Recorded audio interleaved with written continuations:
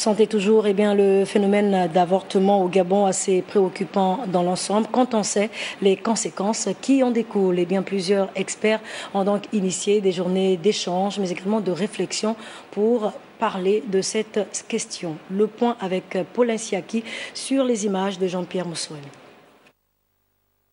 Placés sous le thème « Pratique et expérience des avortements au Gabon », les experts du domaine ont mené des réflexions importantes sur ces questions qui impactent négativement la société. Je me suis apaisantie en tant que psychologue justement pour chercher exactement quel est le comportement qui amène la jeune fille enceinte à se débarrasser de cette grossesse.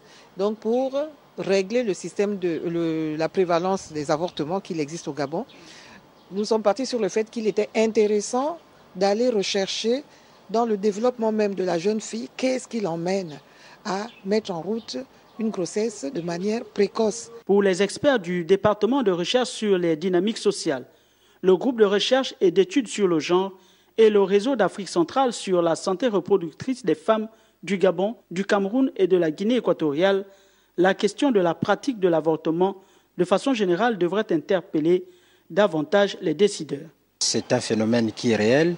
Il y a des jeunes filles et des jeunes femmes qui avortent. Il y a l'existence d'une législation qui interdit l'avortement, mais l'avortement se pratique. Comment ce phénomène se présente-t-il au Gabon? Quelles sont les pratiques qui sont observées?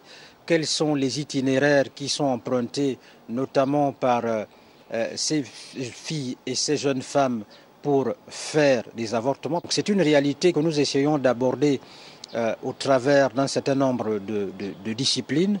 Et cette journée qui est une journée de réflexion vise à jeter les bases certainement d'une réflexion un peu plus approfondie qui pourrait peut-être l'année prochaine faire l'objet d'un colloque international. Les recommandations qui vont en découler vont contribuer à mettre en place un outil d'aide à la décision pour les gouvernements des parties prenantes.